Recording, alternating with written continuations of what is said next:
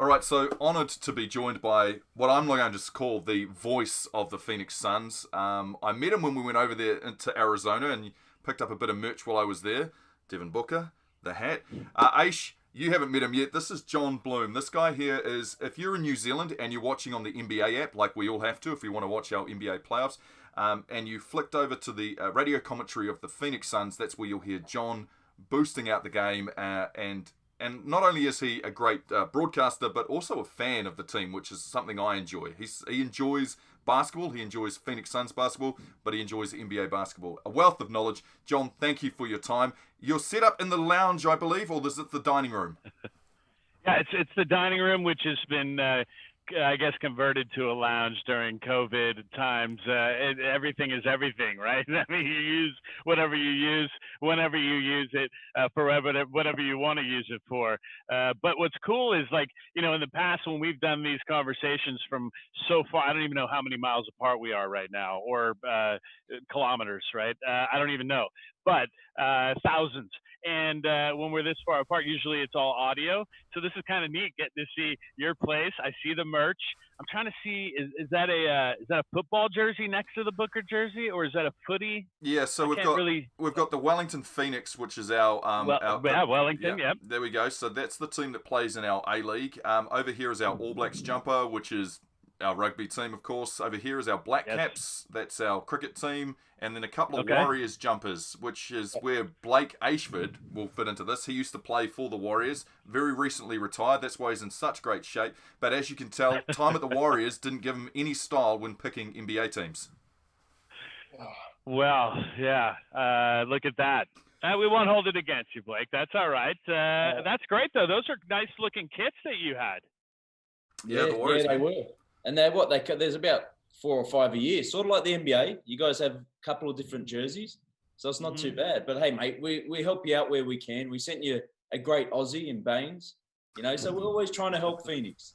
Always trying to We help. love Aaron Baines. And you loved him when he was in Boston, I'm sure. I mean, that was a double reason for you to be into the Celtics. Although, from what I understand, you've been a fan longer than that. But that had to be neat to have an Aussie playing for the Celtics at a high level. We've just been thrilled with what he did. It's just too bad he couldn't play with us down in the bubble in the 8-game run that the Suns had.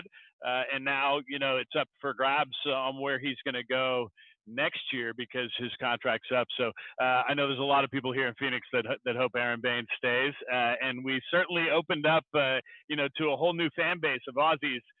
It's great. I don't remember if we've had an Aussie on the Suns before. I don't think we had. So this is kind of cool.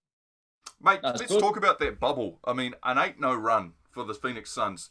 In your wildest dreams, I mean, they got this close. And Blake and I were texting each other and we were conversing. And I was like, trust me, Phoenix Suns will just miss out. We'll miss out by the smallest of margins. We will not make these playoffs. And as they kept going, they're 5-0, 6-0, 7-0, 8-0. I was like, oh my God, I'm happy to eat my words on this. But true to form, they just missed out. In your wildest dreams, did you imagine they were going to go 8-0? No, so I think that answer I'm not going to hesitate. That's a no. I didn't think that they'd go 8-0, but I did think that they'd play well, and I thought they had an opportunity to at least keep it interesting until the last couple days. Did I think it would come down to the last shot of the Brooklyn Nets game? No, against the Blazers, I did not think it would come down to that. And even going into, the last day of games, I had already spent the previous 48 hours convincing myself that the Suns were going to finish 8-0 and miss the playoffs. I was just trying to get myself ready because as you mentioned, Marc, I'm a fan too. I'm a broadcaster first and a professional when I'm on the air. But, if I'm not on the air, I'm a fan, and we all know what the word fan comes from, fanatic. It's craziness. I've got that in me, and I've had it in me since I was 13. That's when I became a fan of the Phoenix Suns, so it's been about 30 years. So I look at this whole experience, and as a fan, what an amazing time it was. 2 weeks of just brilliant effort and production, execution.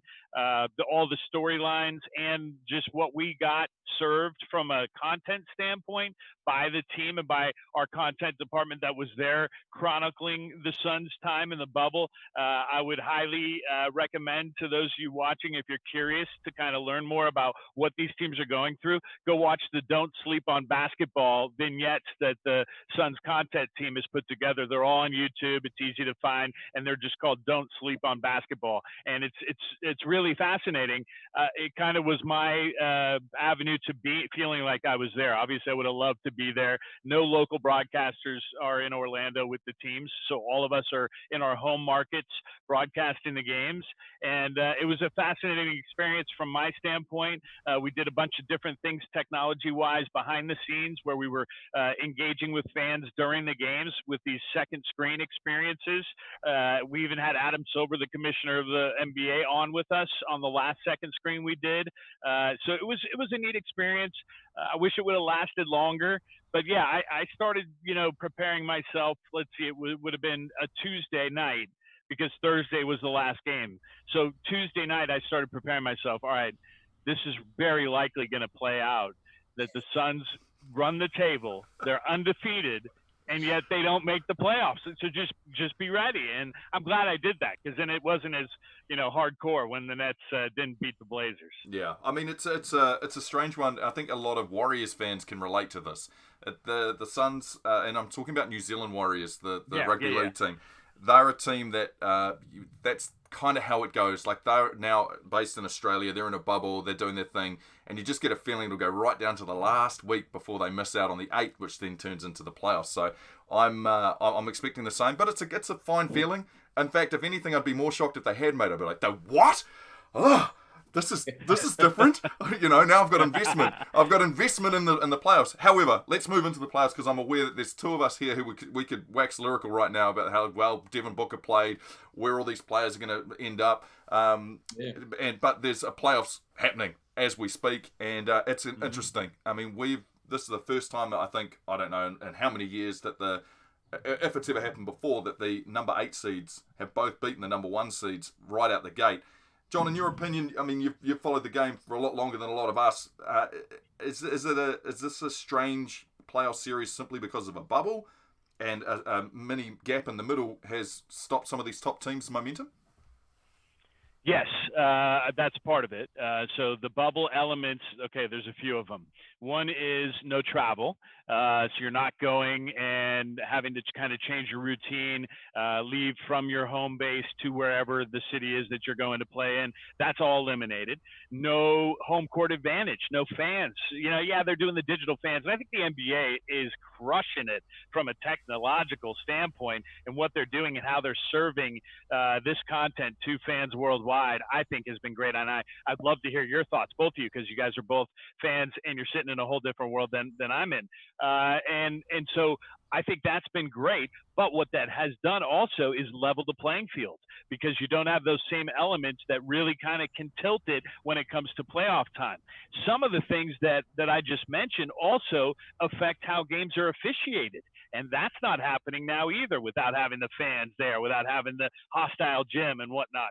So I think those are parts of it. But when it boils down to, are the Bucks really going to lose to the Magic? Are they going to lose 4 games out of 7? I still find that hard to believe. And I also find that hard to believe with the Lakers Blazers, but not as hard to believe because, look, the Lakers and the Bucks didn't take the seeding games as seriously as the Blazers did or the Nets did or clearly the Phoenix Suns did. And so because of that, maybe they're not playing at a high level just yet. Doesn't mean that LeBron and AD aren't going to suddenly click with the other guys they have around them, who, by the way, I don't have as much confidence in as I do about the group that is around Damian Lillard or even Kawhi and Paul George, and we can get to that. But LeBron and AD might be good enough. They might be if they're firing at all cylinders. Game one, LeBron seemed to be, and AD wasn't horrible, and yet they still didn't win because the Blazers are just in playoff mode already. They're already there. They had to be there in order to just get to be the 8th seed. So this is new for all of us. None of us have ever witnessed anything like this, and I think, yes, in the end, there might be some upsets that we'd look at and say there's no way that happens if they're not in a bubble on the NBA campus in Orlando at Disney World. That doesn't happen. But, this is the circumstance that we have. And thank goodness we have basketball. First of all, cool, guys, how cool is it that it's like all day long? I'm sure because the time difference has to be crazy. That's got to be great for you guys. I just said to Marc before we came on, he goes, what have you been doing? I said, this has come at a perfect time, this lockdown, because NBA playoffs started a day after lockdown. And all we've been doing is sitting here, wake up, 8 o'clock in the morning, NBA, 3 games NBA. It's unreal. But as I said, everything's been good on ESPN. They're showing all the games. But doesn't it just set it up like this playoffs, just because there is no home team advantage? Doesn't it just set it up for the best team to win? Like there's no disputing if you win this, you are the best team. And there's no two ways about it because there is no benefits of travel, like you said, home court advantage. So wouldn't the best team just come out and win? Like people are saying the Clippers are the best team. But personally, I think the Heat maybe as well might be the best team. Well, the Suns got 8-0 in this situation, so I'm guessing they did. The Suns they would have been the best team. But of the rest, that's right. Yeah, of the rest, the Suns are out. Yeah, that's right. You know what? I think you're right though, Blake, because you're taking those elements off the table. You should see at least the team that's playing the best basketball win it all when it's all said and done. And I think the reason why I say that is we could see a potential big upset in the first round because these other teams are still trying to get into form. It's not like any other season because usually by the time you get to the playoffs, you played 82 games. You didn't have any kind of a break. Maybe you started resting guys if you knew you were going to be the number 1 seed and not have to worry about home court advantage or any of those things. But those things are so rare that I think, this is such a unique situation. We could see a big upset. Maybe the Bucks do go down to the Magic. And then all of a sudden you're thinking, okay, well, then the road's a little bit easier for a team like the Heat or maybe Boston or maybe Toronto, who I think people are still sleeping on. And I think the Raptors end up making it back into the finals. I don't think they win. I think they lose to the Clippers. There's my pick if you were going to ask. I do, and the reason I think the Clippers are the best team is because you have to look at a team as the whole roster, top to bottom. Maybe, 12, 13, 14, 15, those guys aren't going to play. But maybe 1 through 10, that might make a difference when you're talking about this situation, guys being in this bubble for months at a time. I mean, our guys are young. They were basically like, we're going to summer camp for a month. This is no big deal. None of them have families. It wasn't that big of a deal. But you're talking about like LeBron, these guys that are going to be there for 3 months, 3 to 4 months when it's all said and done. That's going to take an emotional toll, a mental toll, and a physical toll for sure. And so I just think the Clippers are built for this. They're deep. They've got important guys at each spot that have been there, obviously led by Kawhi Leonard, who won last year and took that Raptors team to win. And what a story that would be if he goes up against that team. And I think he might. I think it's there's so many great stories that could come out of this, but that's one that I think is probably going to happen. Imagine that. He would be Midas, wouldn't he? Going to Toronto, winning a championship, goes over to LA, wins a championship for the Clips. That would be insane. That's a great storyline. I hadn't even thought that one through.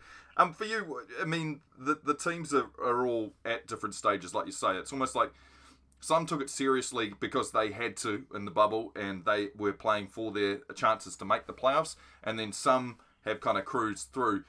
When it all boils down to it, and you've got those two teams playing off for the NBA final, do we think that there will be a asterisk put next to it simply because it was the COVID season, or do we think we're going to have people and everyone standing together and going, there is our NBA champions? I think it's the second option, Mark, because I do. I think all the circumstances that go into just being able to pull this off, if they get through all this and crown a champion in October, which is going to be weird. But yeah, I think that's when it's going to finish, right? October. I think there's no asterisk unless that asterisk means above and beyond, like an extraordinary champion. to win this time. Not anybody to denigrate or to look at and say this is not an extraordinary accomplishment.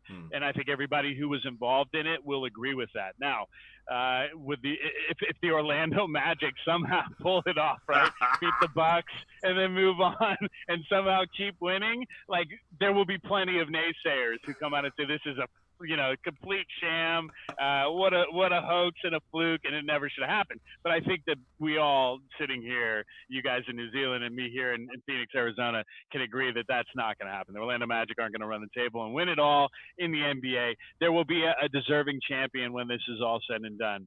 And I'm excited to see it play out. I didn't know how I'd feel. A lot of times over this course of, let's see, it's been a decade now for the Suns not making the playoffs. Many years, I tap out. I'll watch the finals, but I mean, I'm not really dialed in. But this year, I think I am. I'm going to watch. And obviously, there's extenuating circumstances. I'm pretty much locked in my house every day watching my kids go to school from their rooms, and my wife work from our office. And, I'm getting out to play some golf, which is nice. But for the most part, I'm making meals and stuff. So, yes, there's going to be basketball on all day long. I do want to ask really quick, Marc, as I look at your Devin Booker glorious white jersey behind you. Do you feel like there has been an eye-opening in your nation and in other places around the world about what this young man is all about, Devin Booker, and how good he is? Well, the first thing that came to mind, thank you, John. The first thing that came to mind when you asked the question is how good were Phoenix without Kelly Oubre Jr. on the court, which was scary to me because I always thought Kelly added such a lot. But it felt like to me, Devin Booker was channeling the Kobe Bryant attitude. And there was a lot of that kind of, PR messages coming through social media, which it looked like he put the team on his shoulders and said, follow me. And look what he was able to achieve. 8-0 in the bubble is amazing. And I don't care if all those teams were up and running, but that's without Kelly on the court. And I was thinking he was such an important part. I know I follow the NBA cards and I collect the NBA cards. I know his value went through the roof if you had one of his rookie cards and stuff.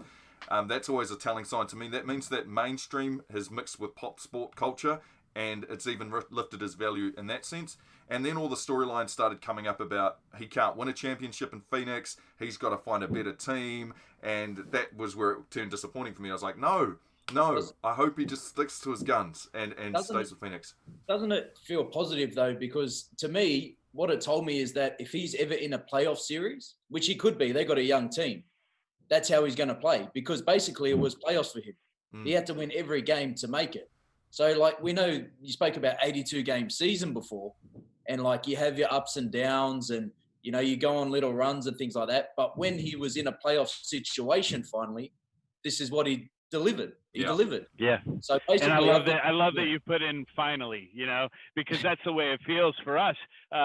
With him being in his fifth season, he's 23 years old, right? Came in as the youngest player in the league. He's done so much. He's accomplished so much. And I've told Marc this before. He's an even better dude than he is a basketball player. And I've been just really, really impressed by him as a person from the jump. When he first got drafted, I was hosting that night our television, broadcast of draft night, and I interviewed him, and I remember coming home and telling my wife I've never met a more impressive 18-year-old in my life. I mean, I don't even know how it's possible, and we haven't seen him play yet. And then he started playing, and so he earned the respect from Phoenix by the way he played and by the way he accepted kind of the early spotlight. But at that point, he was just a bench player emerging into a potential starting guard, right?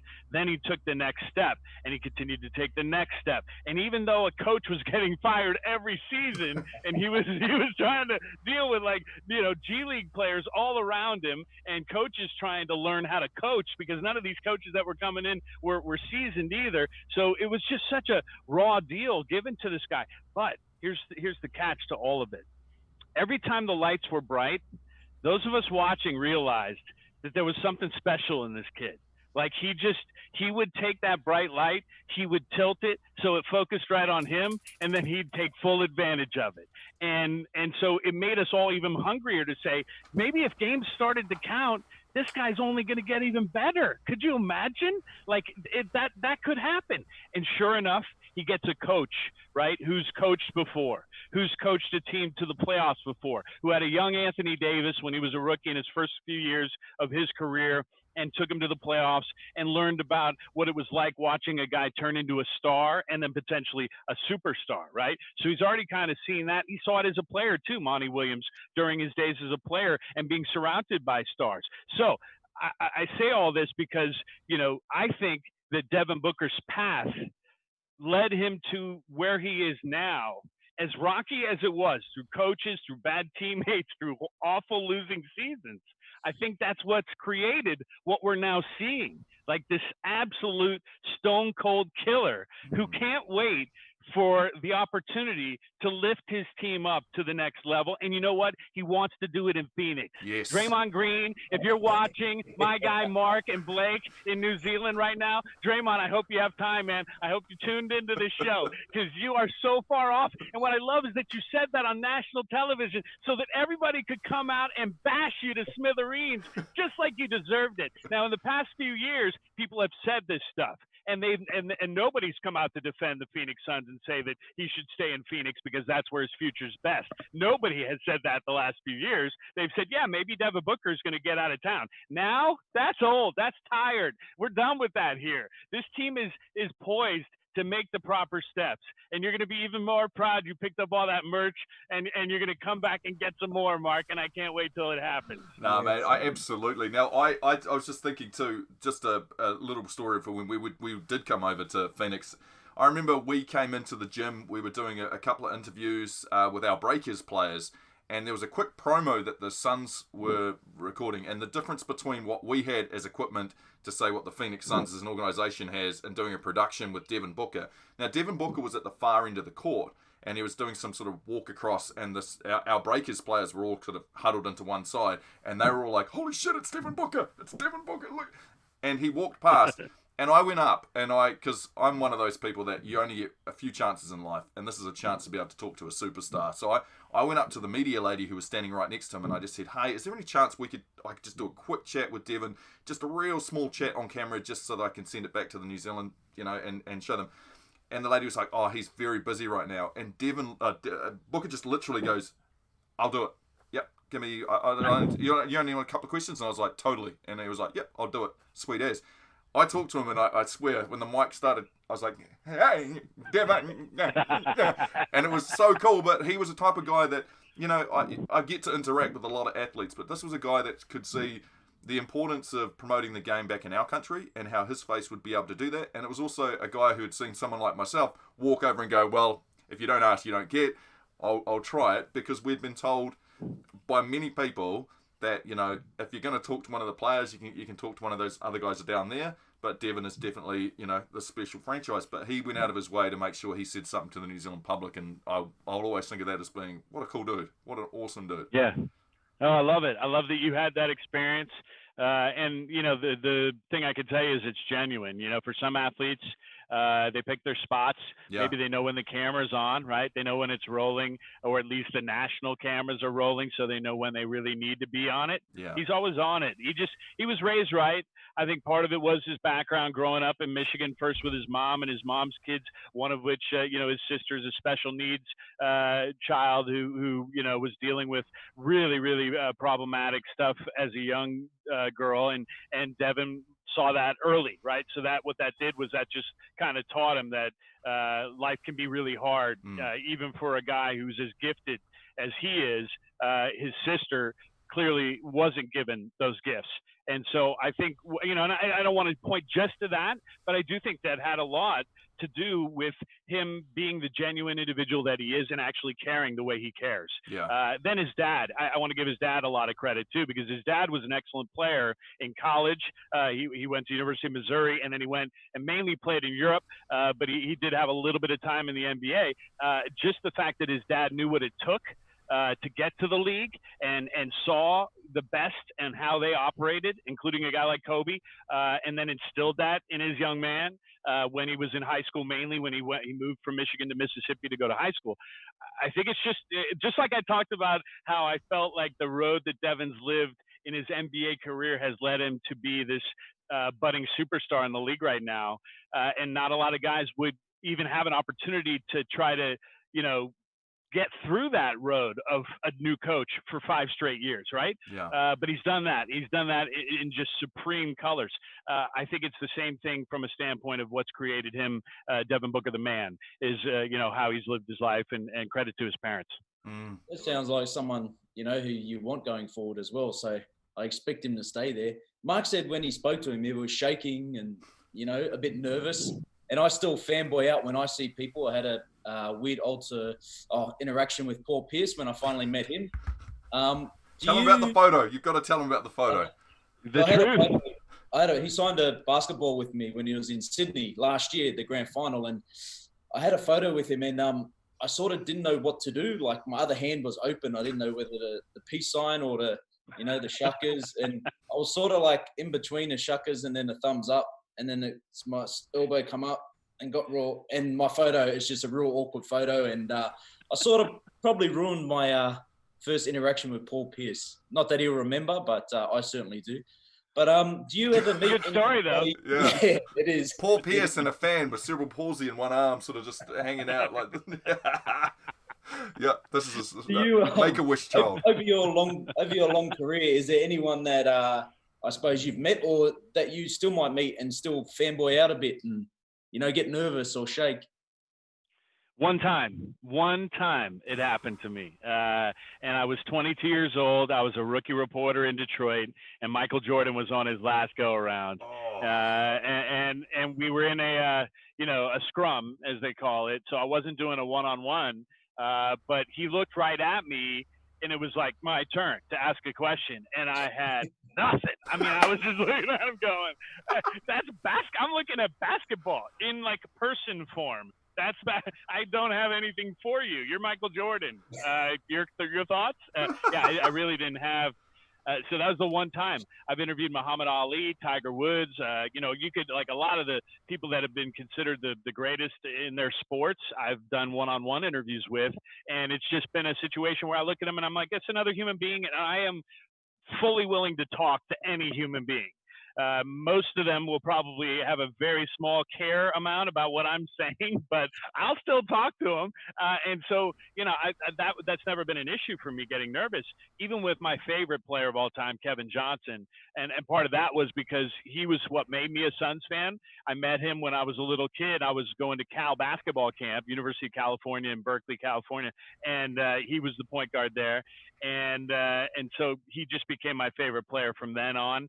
And when he got to the Suns, the Suns became my team based on him as a rookie. He got traded from the Cleveland Cavaliers his rookie year. So I was a Cavs fan for like a month, and then a Suns fan now for 30 plus years, and a broadcaster for 13 with the Suns. And so I'm conditioned to the point where I don't think I'll get like that ever again. That'll be my one story, Michael Jordan, my Michael Jordan story. And I look forward to telling Michael someday, because now I wouldn't feel that way. And I have seen him at Hornets games when the Suns play the Hornets, but I haven't had a chance, to really break it down with him. But yeah, I look forward to someday I'll be like, you know what? You're the one guy that's made me speechless in this whole entire broadcasting career of mine. Yeah, I know. That's not bad, because I know I've heard some of the interviews you've done. I've seen some of the stuff you've done as well, and I thought to myself, damn, he's held himself well. My chance with Devin Booker was, I feel like I came in quite hot with it. Like, I came into the lady, I was almost quite desperate. I was like, and then he goes, yeah, I'll do it. And I was like, oh shit, he's doing it. Oh, I didn't expect this. And then it was kind of, yeah. So yeah, I haven't.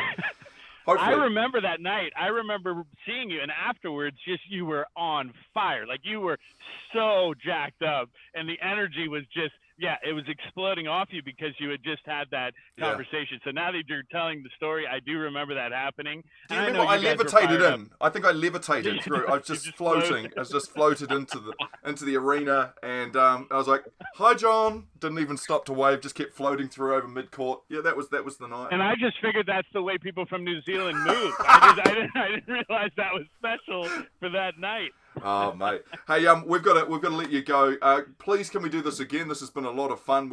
We've enjoyed having you on here. And before we let you go, you guys have got an important elections coming up and stuff like that. How has it been affected? I mean, you can't leave your house. Is it going to be mailed in? your votes and stuff like that? How's that working? Yeah, I mean, if the postal service is still operating, that's been the latest. They're trying to dismantle that a little bit, but I don't know, man. I am I'm a sports guy for a lot of reasons. One of the reasons is that when I was growing up, I had parents who were on opposite sides of the aisle, and I saw like all these arguments, and I'm like, that's not for me. I'd rather see sports. Let's fight it out, and where there's actually a score, and we know who wins at the end of the day, right? Yeah. And so that's where I gravitated. So I try not to keep my mind there, but we got 3 more months of this madness, and I think it's going to just get madder and madder, if you will, for the next few months.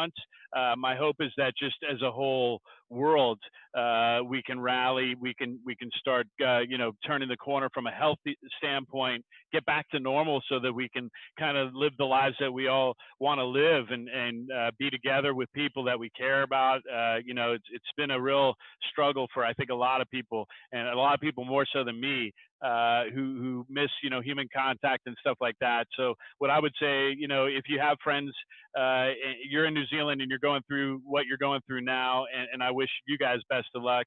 If you have friends in America and they're in places where, we're still battling and it's difficult, just having conversations has been so important for people, just to have any kind of human contact, and more so than just social media. These type of conversations are great. You said do this again. Please, let's do it again. I'm going to have all kinds of time. I don't know when my next gig's going to be. They haven't said anything about when the next season will start. I know it's not going to be before December, so we at least have a few months of Zoom calls left, and who knows what else. Maybe I'll make another music video. One thing I think I'm going to do is try to do like a long audio history of this whole bubble situation, the 8-0, and even before then, when the NBA came to a screeching halt in March, use some of the content that we have created, but do it in an audio format. So that might be my next project. And who knows, maybe I'll include something with my boys in New Zealand. Do it. We'll be keen, mate. Thank you so much again for your time, brother, and we will stay in touch. Yeah, take it easy. Enjoy the playoffs, guys. Stay safe.